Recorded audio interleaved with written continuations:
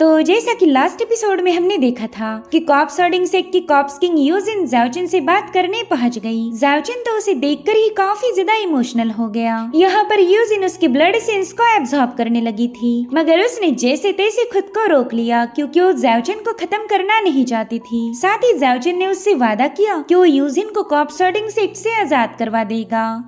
अब आगे तो इस एपिसोड की शुरुआत में हमें कॉप्स हर्डिंग सेक का अल्टर दिखाया गया, जहाँ पर जाओचिन हर्डिंग सेक के मास्टर को धमका रहा था कि जल्दी से अपने सारे कॉप्सेस को समन करो। मैं भी देखना चाहता हूँ कि तुमने कितने एंशिएंट लोगों को अपना गुलाम बनाया है। आज मैंने तुम्हारे इस सेक की इज्जत मिट्टी में ना मिलाई तो मेरा नाम बदल देना। जो सुनते साथ ही कॉप्स हर्डिंग सेक का मास्टर हवा में फ्लोट करते हुए कहने लगा कि तुम मौत की मांग कर रहे हो तो कोई बात नहीं, मैं भी तुम्हारी इस ख्वाहिश को जरूर से पूरा करूंगा।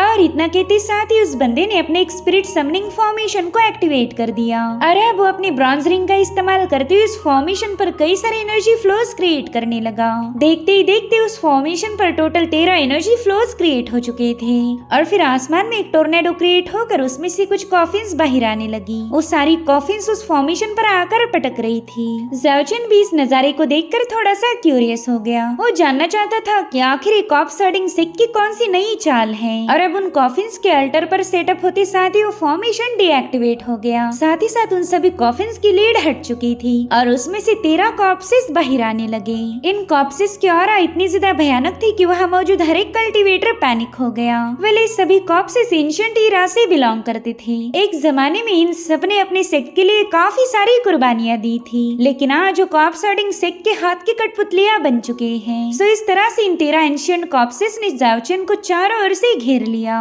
वहाँ मौजूद कल्टीवेटर्स को भी ये तसल्ली हो चुकी थी कि अब जाओचिन का काम तमाम होगा, क्योंकि ये सभी कॉप्सेस भी कॉप्स किंग जैसे ही इनविंसिबल थे और वो लोग खुद इतने मजबूर है कि जाओचिन की कोई मदद नहीं कर पाएंगे। हजारों सालों से कॉप्स हर्डिंग सेक ने इन कॉप्सेस को डेथ एनर्जी फीड की थी, जिसके चलते इन्हें दोबारा से खत्म करना बिल्कुल भी आसान नहीं होगा। यहाँ पर हर्डिंग सेक का मास्टर जाओचिन से कह रहा था कि हमारी कॉप्स किंग ने तुम्हें जिंदा छोड़ दिया, लेकिन इसका मतलब ये तो नहीं कि तुम यहाँ आकर अपनी मनमानी करो। हमारे कॉप्स हर्डिंग सेक का फाउंडेशन इतना ज्यादा सॉलिड है कि तुम उसकी इमेजिनेशन भी नहीं कर सकते। जिस पर जाओचिन कह रहा था चलो ये तो अच्छा हुआ कि तुमने मुझे बता दिया तुम्हारे हर्डिंग सेक का फाउंडेशन सॉलिड है, अब तो इसे डिस्ट्रॉय करने में और भी ज्यादा मजा आएगा। बस एक बात याद रखो, थोड़ी ही देर में तुम्हारा ये फाउंडेशन पूरी तरह से तबाह हो जाएगा। जो सुनते साथ ही कॉप्स हर्डिंग सेक तुरंत ही अपने 13 कॉप्सेस को जाओचिन पर अटैक करने का हुक्म देता है। सो यहाँ पर जाओचिन भी फाइट के लिए तैयार होते हुए कहने लगा कि आज तुम्हारे 13 कॉप्सेस हेल में नहीं बल्कि भाड़ में जाएंगे।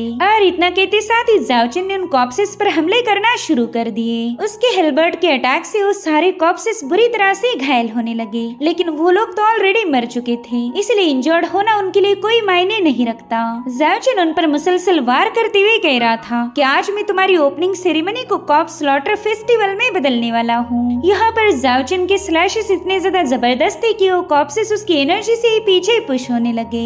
इसी दरमियान एक कॉप्स जाओचिन पर बहुत ही खतरनाक स्लैश अटैक रिलीज कर देता है, मगर जाओचिन ने समय रहते उसे डॉज कर दिया और फिर जाओचिन ने हवा में छलांग लगाते हुए अपने हेलबर्ड को सीधे उस कॉप्स पर लैंड कर दिया। यहाँ पर जाओचिन की पावर्स देखकर कॉप्स हर्डिंग सेक के लोगों को टेंशन आने लगा। वो लोग कहते हैं कि हमारे कॉप्स की बॉडी पर एक पावरफुल शील्ड थी, मगर जाओचिन तो उन्हें आसानी से घायल कर पा रहा। मेरे ख्याल से इस बंदे के पास कोई सीक्रेट टेक्निक होगी, इसलिए तो ये हमारे कॉप्सेस को इतनी आसानी के साथ खत्म कर पा रहा। दरअसल जाओचिन ने इन कॉप्सेस को कई बार मार दिया था, लेकिन जब तक इनकी बॉडी में डेथ एनर्जी मौजूद है तब तक ये दोबारा से रिवाइव होते रहेंगे। सो अब इन 13 कॉप्सेस को ढेर करने के बाद जाओचिन हर्डिंग सेक के मास्टर से कहने लगा कि अगर तुम्हारे पास कुछ और भी ट्रिक्स है तो उनका भी इस्तेमाल करो। आज तो मैं ब्रेक लेने के मूड में बिल्कुल नहीं हूँ। जब तक इनके बॉडी में डेथ एनर्जी मौजूद है तब तक मैं इनका मुकाबला करूंगा। जिस पर कॉप्स हर्डिंग सेक का मास्टर भी गुस्से में कहने लगा कि तुम्हारे लिए कोई और पैंतरा यूज करने की जरूरत नहीं, ये 13 कॉप्सेस ही तुम्हें दफनाने के लिए काफी रहेंगे।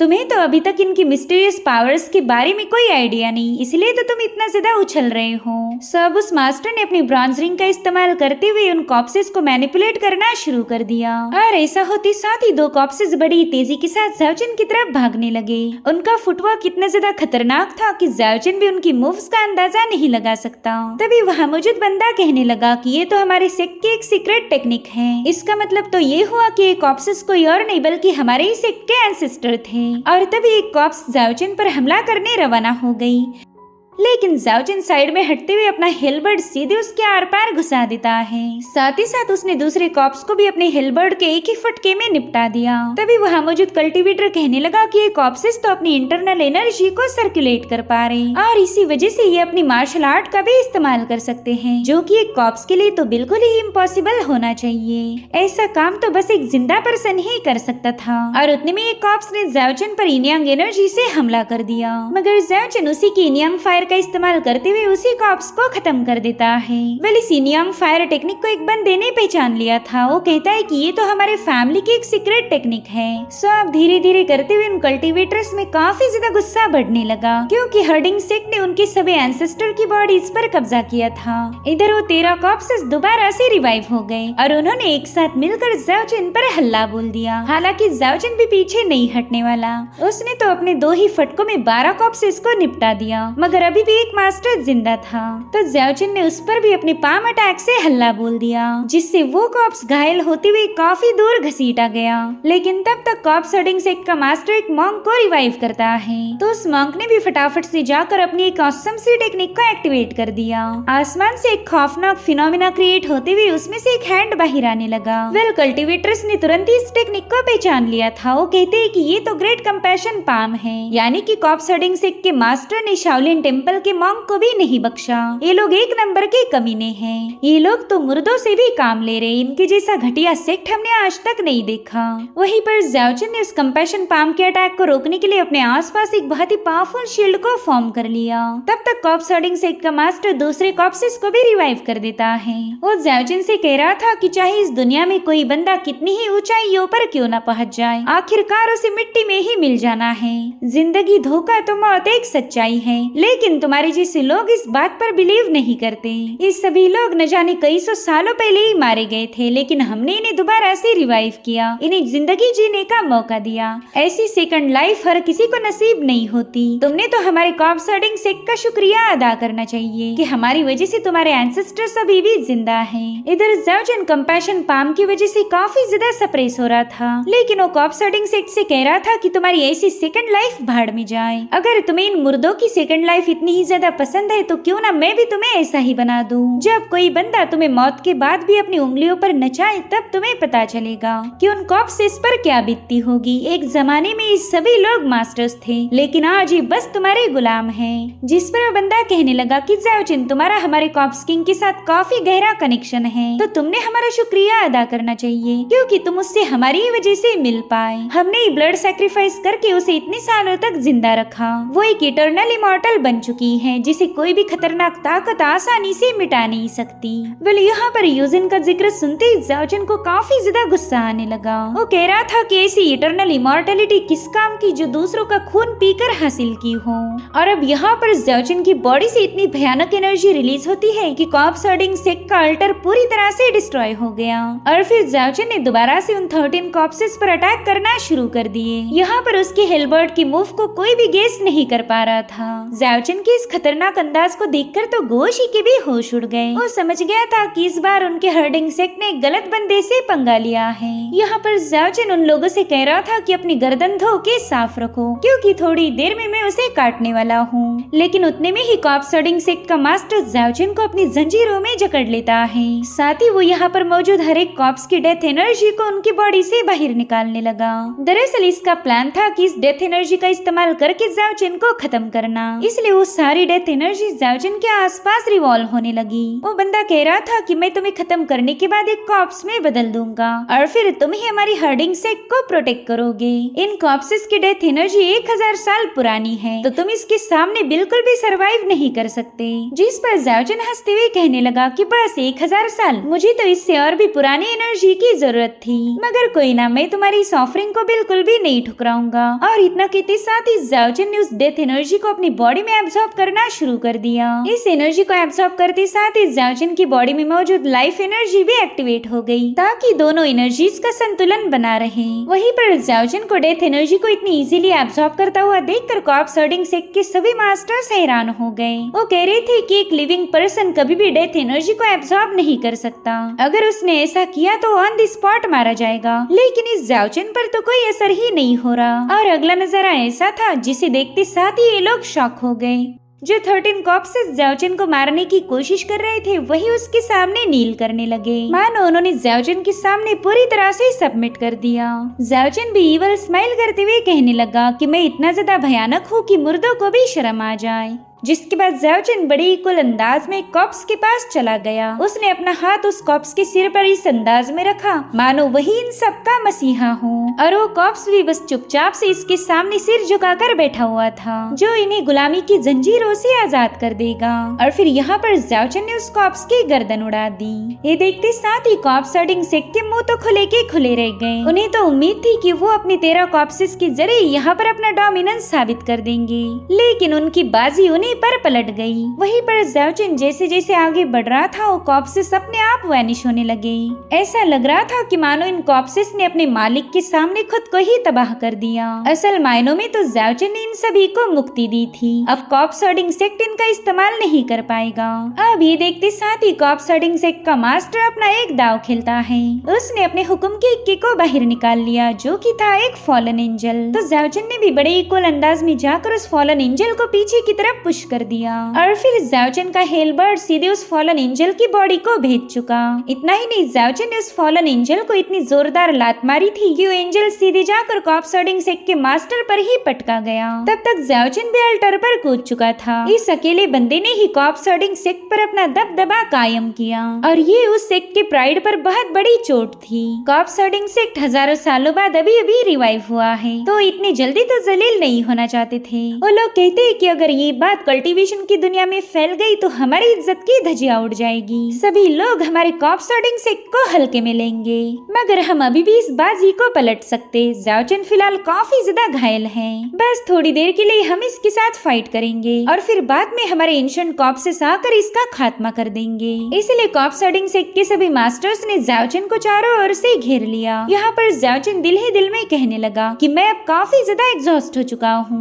अगर ये फाइट ऐसी ही चलती रही तो मेरी स्पिरिचुअल पावर पूरी तरह से ड्रेन हो जाएगी। अब मेरे पास बस एक ही रास्ता है, मुझे कुछ भी करके कॉप सर्डिंग सेक्ट को पीछे हटने पर मजबूर करना पड़ेगा। तो वहाँ आए हुए सभी कल्टीवेटर्स से कहने लगा कि कॉप सर्डिंग सेक्ट दूसरों के एंसेस्टर्स की बॉडी को चुरा कर उनका यूज करता है। जिन 13 कॉप्सेस को मैंने खत्म किया वो सभी लोग आपसे कनेक्टेड थे। इन कमीने लोगों ने कुदरत के खिलाफ जाकर उनकी बॉडीज का इस्तेमाल किया। उन्होंने जिंदगी भर अर्न किए हुए इनहेरिटेंस पर अब इनका कब्जा है। तो क्या आप लोग अपने एंसेस्टर को इंसाफ नहीं दिलाओगे? जितना मुझसे हो पाया मैंने वो कर दिया। मैंने तुम लोगों के एंसेस्टर को गुलामी की जंजीरों से आजाद कर दिया, मगर क्या तुम लोग कॉप सर्डिंग सेक्ट की इस हरकत को नजरअंदाज करोगे? वेल, जाओजिन की बातें उन कल्टीवेटर्स की सीधा दिल पर हिट हुई थी। वो लोग कह रहे थे कि कॉप सर्डिंग सेक्ट ने हमारे साथ काफी गलत किया। इस बेरहम सेक्ट के पास तो इंसानियत नाम की कोई चीज ही नहीं। हमारे एंसेस्टर ने जिंदगी भर कड़ी मेहनत करके हमें अच्छी लाइफ दी, लेकिन उन्हें तो मौत के बाद भी सुकून नहीं मिल पाया।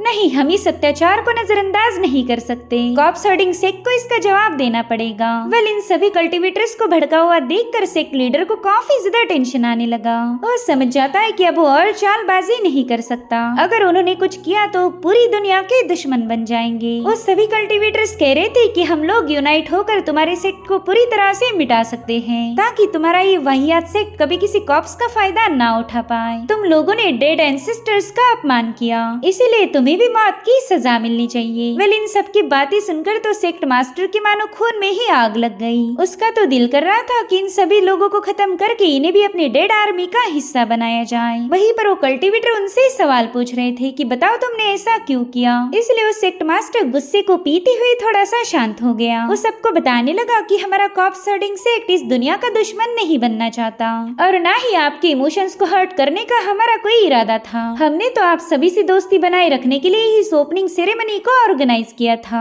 लेकिन आज यहाँ पर इतना कुछ हो चुका है कि हमारा सारा प्लान ही फेल हो गया। खैर मेरे ख्याल से इस ओपनिंग सेरेमनी को यहीं पर खत्म करना सही रहेगा। हमें अपने सेक्ट के कुछ इंटरनल मसलों को हल करना है, तो प्लीज हमें इजाजत दीजिए। सो इस तरह से ज़ाओजिन का प्लान कामयाब हो गया। उसने कॉप्स हर्डिंग सेक्ट को पीछे हटने पर मजबूर कर दिया था। वो कह रहा था कि आज तो कॉप्स हर्डिंग सेक्ट को बस मैंने एक ट्रेलर दिखाया, असली पिक्चर तो अभी भी बाकी है। जिस दिन यूजिन को मैं यहाँ से आजाद करूंगा, वही दिन कॉप्स हर्डिंग सेक्ट के लिए कयामत का दिन साबित होगा। ऐसे घटिया सेक्ट को मिट्टी में मिलाना ही मेरा मकसद है। अभी सीन यहीं पर कट होकर हमें फेंगदू माउंटेन की एक केव दिखाई गई, जो कि कॉप्स हर्डिंग सेक्ट से थोड़ी सी दूरी पर थी और ज़ाओजिन ने फिलहाल यहीं पर पनाह ली है। वो कल्टीवेट करते हुए यूजिन के बारे में ही सोच रहा था। फिलहाल उसके दिल में कई सारे सवाल हैं। उसे समझ नहीं आ रहा था कि कॉप्स किंग पुरानी यूजिन है या फिर एक नई पहचान है, और अगर यही यूजिन है तो फिर चेंजी कौन है? चेंजी भी तो मुझे उसी जगह से मिली थी जहाँ पर मैंने यूजिन के बॉडी को रखा था। मुझे तो लगा था कि चेंजी यूजिन का ही रीइंकार्नेशन होगी, लेकिन अब तो ये मामला और भी ज्यादा पेचीदा हो गया। अब वो इन्हीं सारी चीजों के बारे में सोच रहा था कि तभी यूजिन वहाँ पर पहुँच गई। ज़ाओजिन भी उसे वहाँ देख थोड़ा सा शॉक हो गया। यहाँ पर यूजिन उसे बताती है कि मुझे पास्ट की कई सारी बातें याद आ रही हैं, जिस पर ज़ाओजिन कह रहा था कि शायद तुम कॉप्स हर्डिंग सेक्ट के एल्डर्स की बात कर रही हो। बताओ उन्होंने क्या कहा था? जिस पर यूजिन बताने लगी कि वो लोग मेरी गॉडेस जैसी वर्शिप करते थे। न जाने कितने ही सारे सैक्रिफाइसेस देकर उन्होंने मुझे रिवाइव किया। उन्होंने कहा था कि फेंगदू माउंटेन में एक कॉप्स वेन है और इसी वजह से फेंगदू माउंटेन को इन एनर्जी का सबसे पावरफुल कॉन्टिनेंट माना जाता। यहाँ पर कॉप्सेस को रिवाइव करना काफी ज्यादा आसान है और यहाँ की इन एनर्जी का इस्तेमाल करके वो लोग एक कॉप्स किंग को भी नर्चर कर सकते। अगर एक कॉप्स किंग भी पावरफुल बन पाया तो वो अकेला हेवन एंड अर्थ की हर एक लिमिट को ब्रेक कर सकता। इसका मतलब ये हुआ कि कॉप्स हर्डिंग से कॉप्स किंग के दम पर ही पूरी दुनिया पर हुकूमत करना चाहता था। वो लोग बस उसी पल का इंतजार कर रहे हैं जब उनके कॉप्स किंग पूरी तरह से पावरफुल बनेंगे। जो सुनकर ज़ाओजिन कह रहा था कि कॉप्स हर्डिंग सेक्ट को रोकना काफी ज्यादा इम्पोर्टेंट है। अगर उनका इन्फ्लुएंस इसी तरह से बढ़ता गया तो इस दुनिया पर मुर्दों का राज होगा। इंसानों को मार के उन्हें कॉप्स बनाकर वो अपनी डेड आर्मी को फीड करेंगे। लेकिन हमारे पास एक रास्ता है। अगर हम फेंगदू माउंटेन की कॉप्स वेन को डिस्ट्रॉय कर दे तो यहाँ की एनर्जी पूरी तरह से वैनिश हो जाएगी और इस एनर्जी के बिना तो कॉप्स हर्डिंग सेक्ट एक मुर्दे को भी रिफाइन नहीं कर पाएगा। जिस पर यूजिन कह रही थी हाँ बिल्कुल, इसी तरह से इस सेक्ट को मिटाया जा सकता। दरअसल उन लोगों ने कॉप्स वेन का इस्तेमाल करके यहाँ पर एक इन गैदरिंग फॉर्मेशन को सेटअप किया था। वो फॉर्मेशन फिलहाल हिडन है, तो मुझे उस फॉर्मेशन की कोर को ढूंढना पड़ेगा। यहाँ पर ज़ाओजिन उसे अफेक्शन शो करते हुए कह रहा था कि तुम हजारों सालों से कॉप्स हर्डिंग सेक्ट के कब्जे में थी, तुमने काफी कुछ सहन किया होगा। जिस पर यूजिन बताती है कि ना, उन लोगों ने तो मुझे जरा भी तंग नहीं किया। इनफैक्ट उन लोगों ने तो मेरे लिए एक अल्टर को भी फॉर्म किया जहाँ पर वो लोग मेरी इबादत किया करते थे। वो लोग अक्सर यही कहते हैं कि मैं एक ऐसी कॉप्स हूँ जिसने अपने स्पिरिचुअल कॉन्शियसनेस को अवेकन किया।